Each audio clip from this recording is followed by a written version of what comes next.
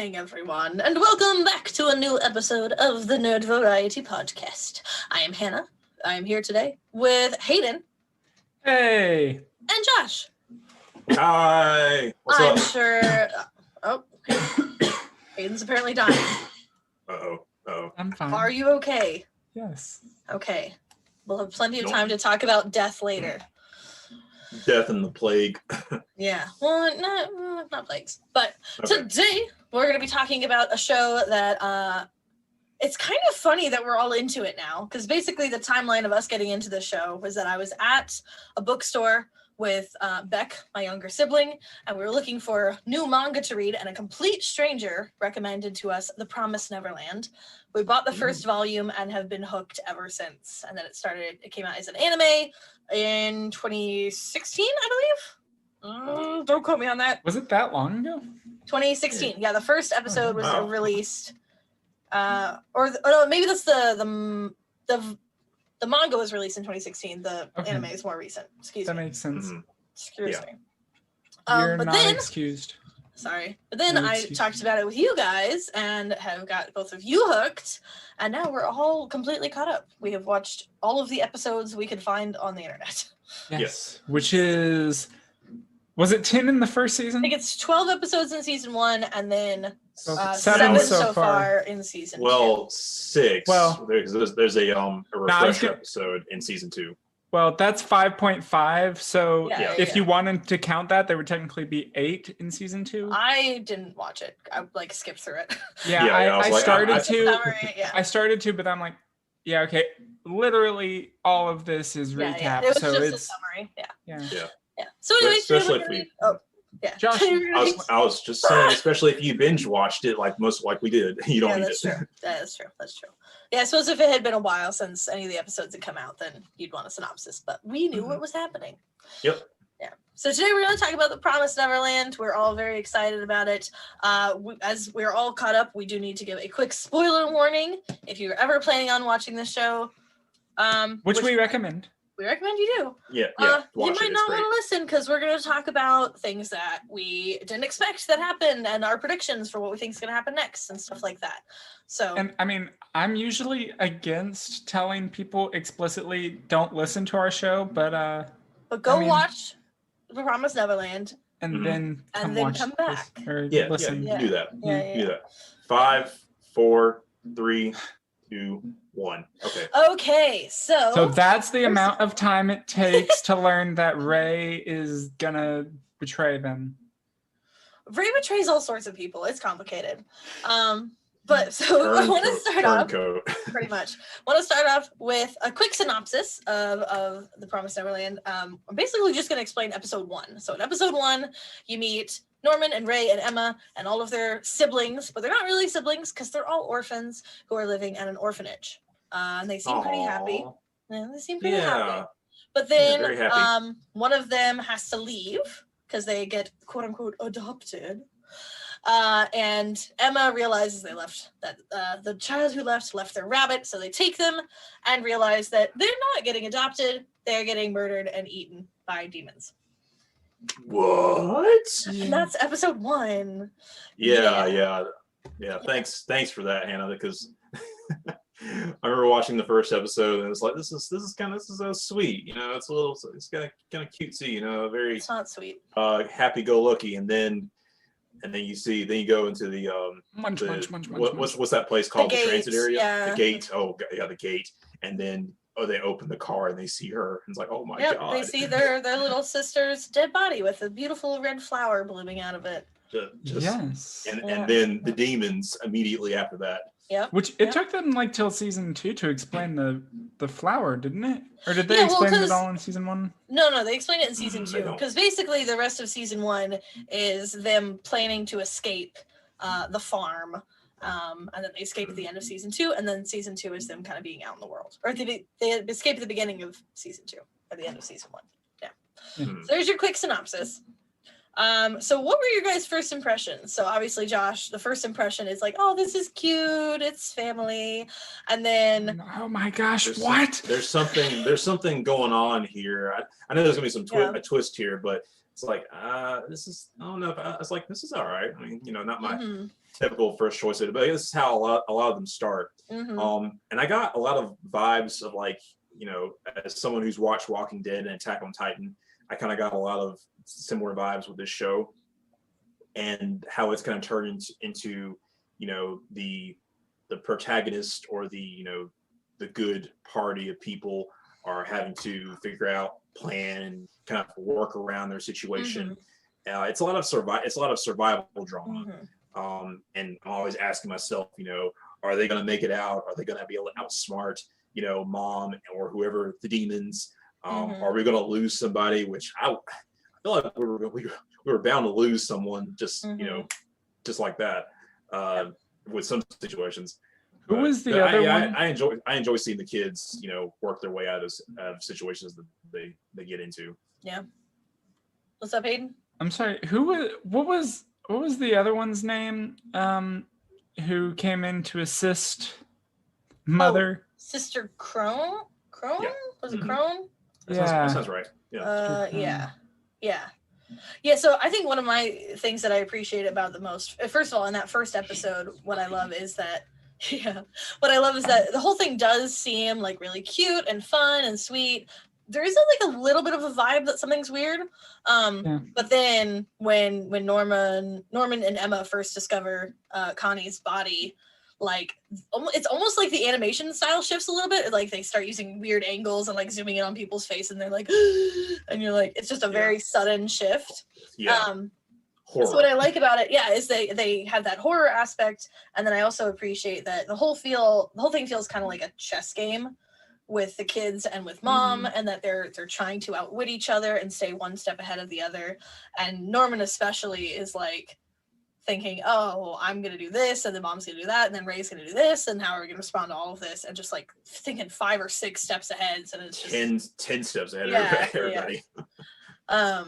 Which is a really cool aspect of it, where like I can't keep up with those kids mentally, so I'm like, I don't know what's happening. Those kids would have like took over the house if I was in charge. Yeah. And specifically, I did mention this in the synopsis, the kids are super, super smart because they've been raised and like tested and educated, because the brain's the tastiest part of the human, so they gotta have good brains. So they actually like are really, really smart. Yeah. So Hayden, what was your first impression? Well, you guys had kind of told me before, or you had mentioned before I started it, that it was, obviously there was something sketchy going on, which I figured that was going to be the case anyways, because there has to be a conflict, right? So of course. Yeah. I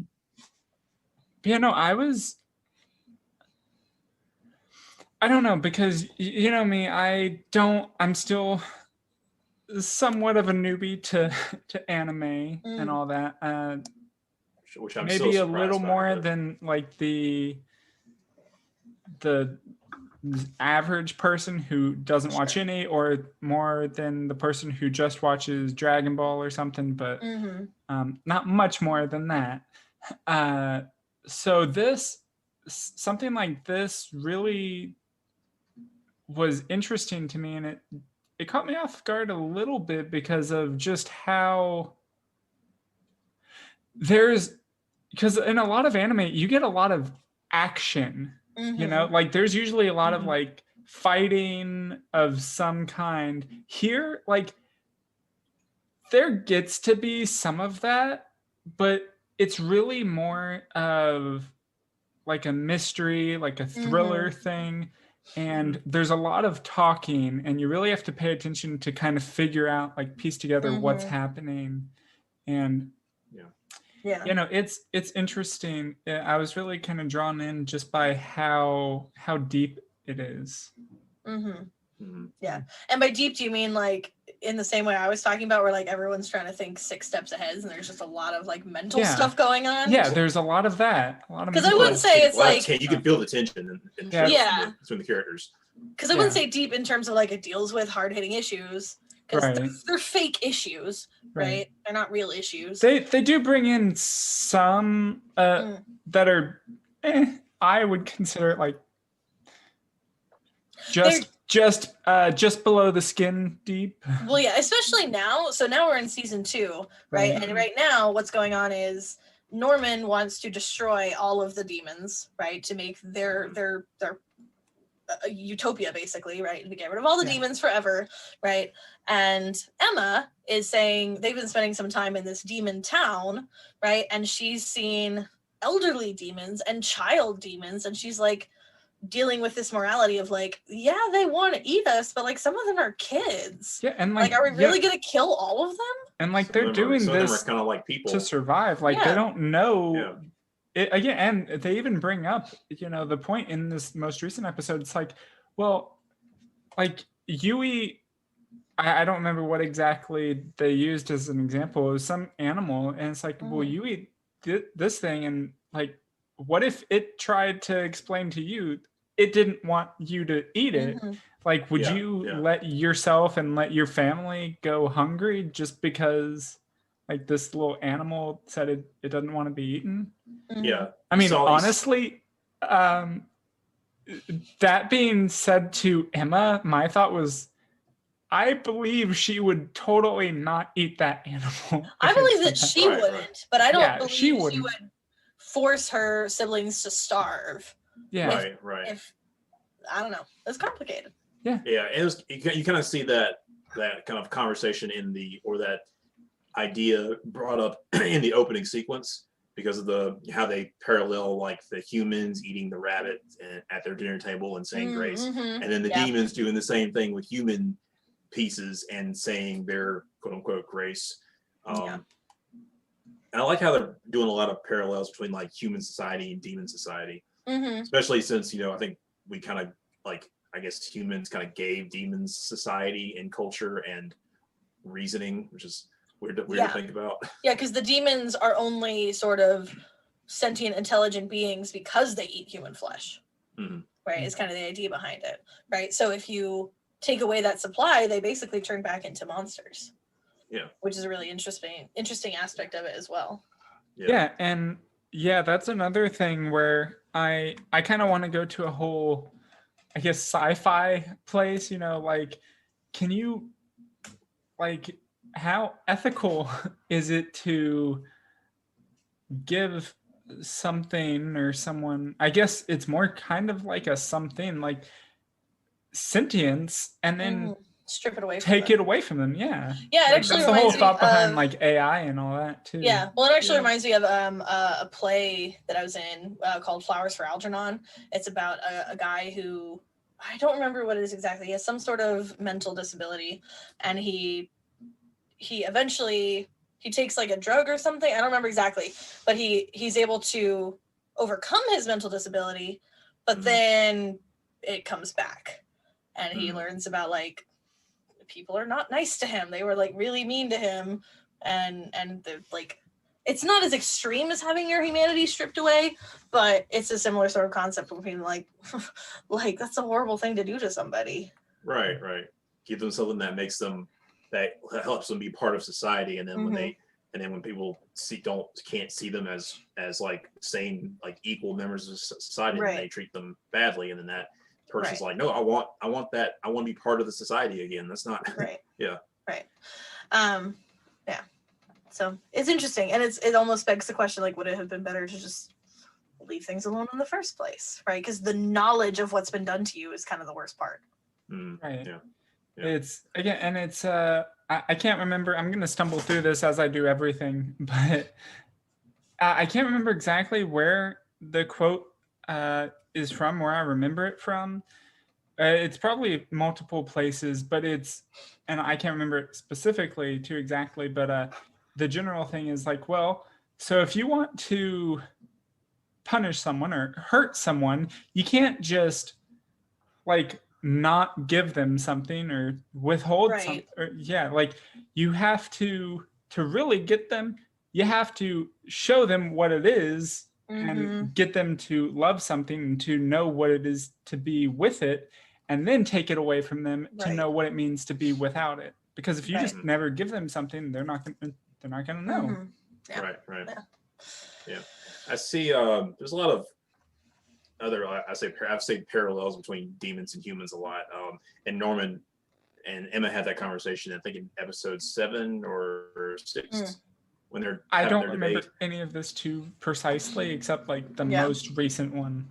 Yeah, they were talking about, you know, can they coexist? Can there be peace between them? But Right. you know, after everything that's been done to like humans by the demons, you know, there's a lot of uncertainty there, and we've also seen that willingness to screw other members of their own kind, like humans are allowing other humans to be, food for demons, and the demons are willing to keep are kind of hoarding, hoarding their food from other demons, and so Right. some demon culture is some of the demons members of society Right. are losing out on that. Right, because they mentioned that there's a way that the demons could not have to eat humans and still retain their intelligence, but that basically the royalty of demon society took that away so that they can continue to control the outflow of food. Yeah. Which is pretty messed up. Yeah. Very messed up. Yeah, that's interesting. And I think it's also important to mention that Emma makes it very clear that she doesn't like the demons. Right. But she still is unable to accept just murdering all of them. Right.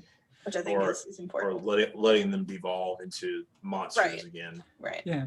But she even says, I'm sorry if I missed that you just said this or not, but she says, like, because then, or I don't know if she says it specifically, I think it's just a conversation they have where it's like, because if we just let them devolve or something, or if we take away their food source, then they're gonna start turning on each other, and they're just gonna.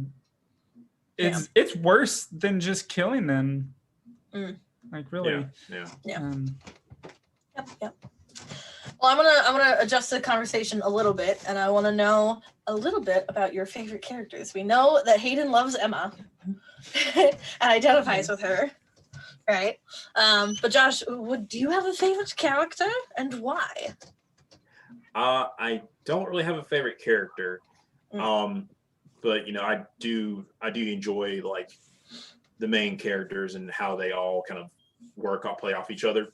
You had the three, Norman, Ray, and Emma, and their relationship, their antagonistic relationship with Mom.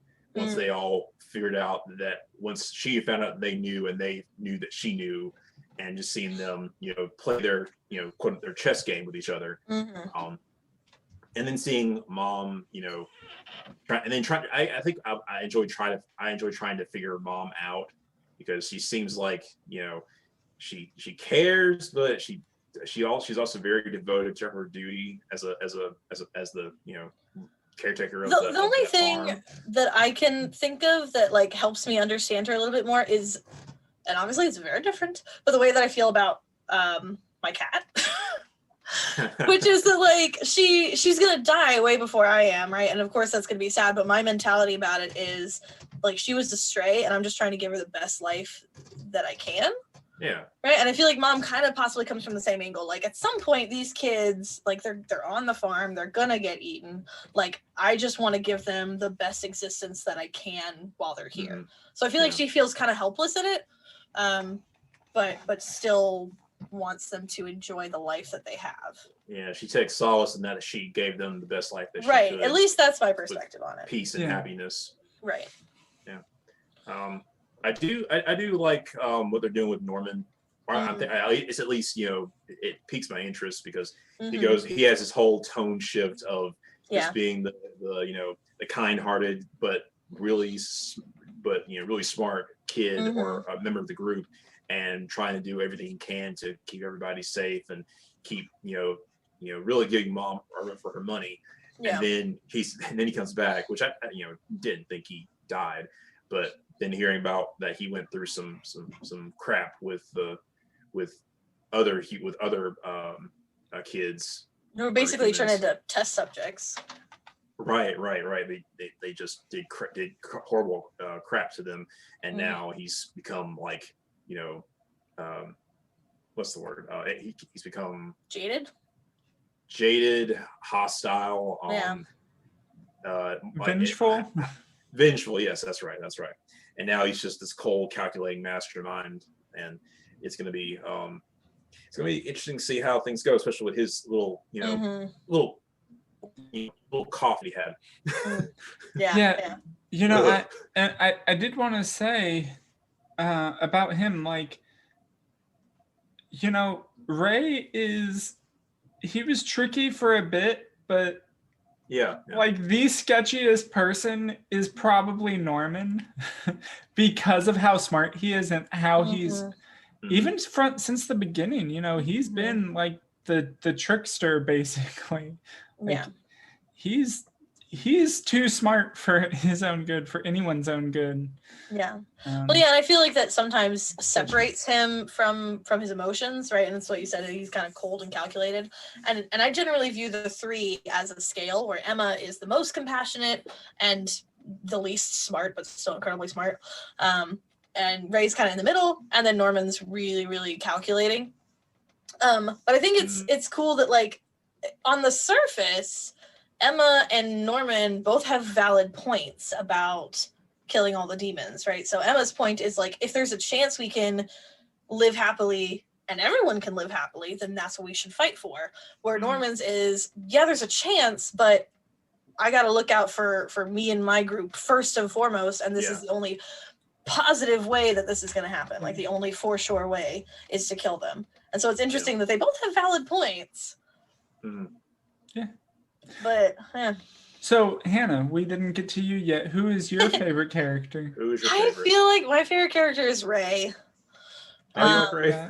Yeah. Well, I just like him because he's very interesting. He to me has been the most fascinating character in terms of, like, even at the beginning, he was keeping so many secrets, right? Yeah. And was, like, so determined to thwart the efforts of Mom and the demons that he was literally trying to kill himself, right? And that scene was rough. Set the whole thing on the whole orphanage on fire while he was there. Like, he's just very intense, and I feel like feels very strongly about things, but keeps it all under wraps. But since then has just become, like, undyingly loyal to Emma, but still sort of her voice of reason. And in comparison to her is kind of cold and calculating. But in comparison, Norman is kind of a softie. Yeah. Right? Yeah. I feel Ray was on, like, the opposite end. I think things switched up. Yeah. Emma was at the most compassionate, kind-hearted, Norman was in the middle, and Ray was at the end, and now it's Ray and Norman to switch places. Right. Now. So I feel like just by the fact that he's kind of in the middle of the spectrum there, he is kind of the least predictable, right? Where, like, Norman, you know that he's going to take the logically most successful path, and Emma's going to take what is the most successful path based on her empathy and compassion. Yeah. And Ray is kind of a wild card in the middle, where he kind of chaotic good, maybe. Yeah. I would say so. Yeah, he's gone from a chaotic neutral to chaotic good. And honestly, I just like his, like, sass. Yeah. It's good. It's just good doesn't put up with anybody. He's just like, y'all. What are you talking about? Yeah. Y'all are all dumb.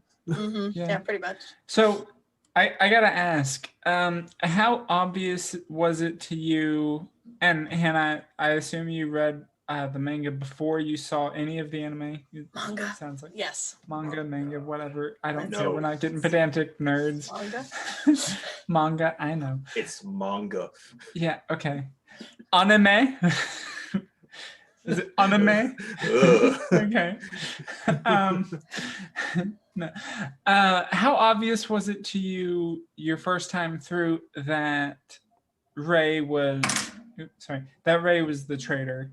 And that he was kind of... I don't think I expected it at all. Yeah, I don't know. It was one of those things where I feel like they did it really well in terms of, like, I wasn't expecting it, but when it turned out to be that way, I was like, okay. Like, the the like you weren't knowledge surprised. the knowledge that he was the traitor kind of put the pieces together. And can you really quick for any listeners we might have explain what you mean by Ray was the traitor?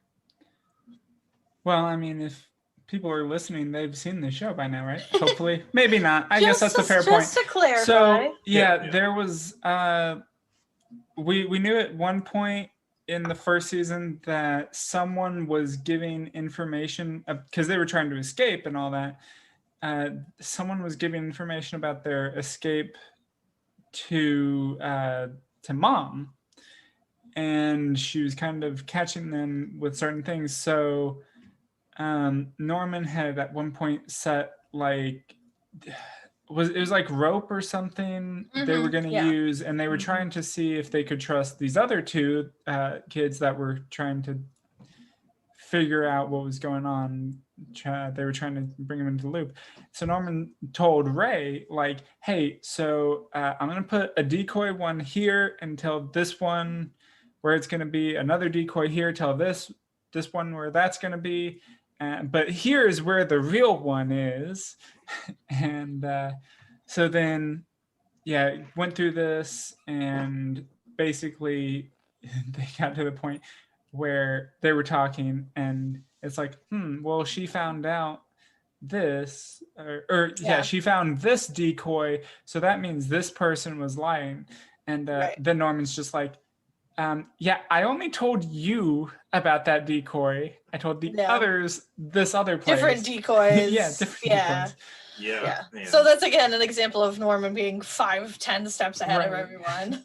Like we got decoys. And right. But basically you find out that Ray's been the one feeding Mom information the whole time. Which again was kind of part of Ray's plan, which is where things got a little complicated. It's like everything's complicated. Yeah. Especially the relationship between Ray and Mom. Yeah, that one. That's a very complicated one. Yeah. But no, like I think I texted both of you. I think I texted our group chat, like when it was kind of maybe the episode before or something, where you find out, I'm like, oh, it's not any of these others. This is Ray, isn't it? Ray's the one doing it. And I probably texted back something like, or maybe you sent like a GIF of Ray. Oh yeah, I think I might have. I might have sent the GIF of Ray. That's true. Being like, hey. Yeah. True. So were there any, I think we've talked about this a little bit, but were there any things that you guys didn't expect through the course of watching? You were like, oh, wasn't expecting things to go that direction, or anything like that? I have a few written down. Yeah. So a few for sure. The most recent was, and actually this is honestly because I have binged it so quickly. I kind of forgot, and then there was a bit of a gap between season 1 and 2 when I watched it. I was kind of surprised when Norman came back, because I was like, I thought we saw him get eaten or something or die. But I was like, I can't remember, but I could have sworn we actually saw him die, which so that was a bit surprising. Also, I'm trying to remember if I was surprised about this first part. I think I was kind of surprised when what are their names? Mujiko and Sunjo. Sonja and Mujika. Yes, those. I was a little surprised that they were demons helping the other guys. And then I was a little surprised when we found out. And I'm still a little confused because, like, when we left them, they were like, oh, yeah, we're going to make them real tasty for others. So basically the idea is Sonja and Mujika are two demons who helped Emma and Ray in the group and supposedly refused to eat humans due to their religion.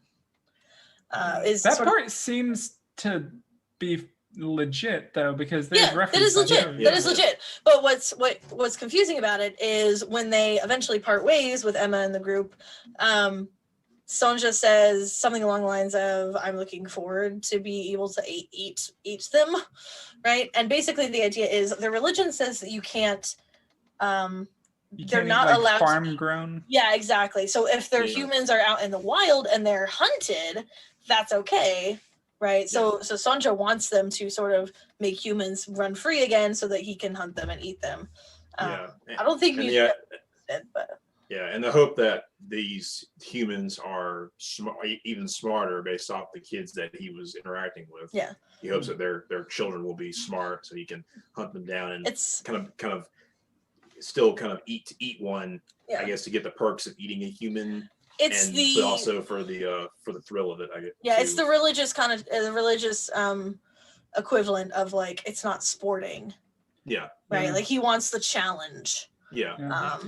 And it was, I don't know. I guess it's more that I'm confused about how I should feel about that, because it's like, well, he's helping them get what they want. I guess more just curious of how that's going to progress. Yeah. Because like the last episode we just saw, Emma went to find them. Yeah. So I'm kind of curious to see how that interaction goes. Yeah. It'll be interesting. But yeah. Depending on how the show like pans out, and if they somehow if there's a scenario where they do end up making it out, getting their own society, getting like separate societies within that wilderness space. Yeah. And so they can have like equal societies, but then they can also do the thing where human demons will hunt humans, and but not completely take over, like turn them into cattle.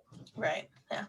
I for something I didn't expect Norman to come back when he did. When watching the manga or watching the anime, because he comes back in the manga, but not until way later. Okay. So there's actually a whole arc that they skipped that I thought was a really, really good arc, where Emma and the group, I think it's mostly just Emma and Ray, go to a place there. They think they're going to be safe, but it basically turns into, it's like a small town that basically is like a demon hunting ground. And so, but the people there like have weapons and can fight back, and the demons like get all excited. They're like, yeah, we're gonna go to this place and hunt humans. So it's like a mix between like them being on a farm and them being hunted. And so they go there and they like take down a bunch of demons, and they learn a bunch of new secrets about Minerva and all the stuff going on with how they're gonna get back to the human world. And they totally skipped all of it. And I was like, what the heck? Do you think they're gonna revisit that at some point? I don't think so, because it happened before they met Norman.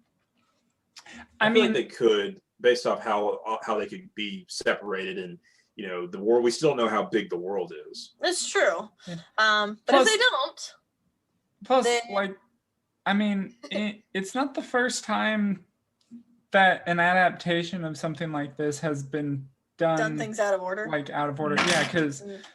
Immediately what comes to my mind is The Walking Dead. I know The Walking Dead stuff, they have a lot of like the same things that happen, but it's in a very different order. Yeah, we'll see. I would love for them to do it, but if they don't, volumes 7 through 11 of the manga. Go find it. Okay. Read it. It's good. Anything else that we didn't expect, or are we ready to move into some predictions? I didn't expect Mom to come back and then to reintroduce Mom. This part, in this part of the second season, like they did. Yeah. I think that's going to be something to look forward to. Yeah, and the understanding there is that she's being given a second chance to go find them. Yeah. And I knew they weren't going to kill Norman. Just he's too much of he's got too much personality to him. And then when he came back as he did, I was like, oh my god, oh no, this is bad, this is really bad. And seeing all the the other kids with him that are all like really messed up. Like one girl is eating a demon leg. Like yeah, she's not okay. No, she's not okay. No. She needs some help. But Norman is like their leader because apparently he sprung them from the testing facility they were at. Which is not a surprise. No, because he's crazy smart. Yeah. We mentioned her name before. The other nurse mom that was Sister Crone. Yeah. Sister Crone. Yeah. I wasn't sure what was going on with her character. I was like, okay, she's a little weird. That was the big vibe. Yeah, she was very intense. Weird and intense at the same time. Yeah. And I was just like, okay, what role is she going to play here? And I like that she did end up helping the kids. And it ended up being kind of a sad, like, it's like, oh man, I feel bad for her now. Yeah, but she basically was trying to usurp mom, and so sided with the kids. But definitely chaotic personality for sure. Yeah. Oh, man. So we have just a few minutes left. Do you guys have any predictions for sort of what's going to happen next? I don't think I should say because I've already read. I mean, read the book. I have an idea of what they told her when they whispered what kind of deal they made with mom. I have a kind of somewhat of an idea. Again, I don't think I feel like they're going to lose some people, but it's hard to tell because they've come so close to losing people already, but they haven't lost anyone. We haven't lost anyone yet. But I just have this feeling that someone or someone's going to die. Yeah, I mean, I kind of expect in the next episode to see mom catch up with Emma and kind of have a face off or something, or maybe just dialogue. I don't know exactly how I expect that to play out. But I expect that to happen and maybe then have an interaction with, I'm so sorry, Mujinko and Yuchika and Sonja.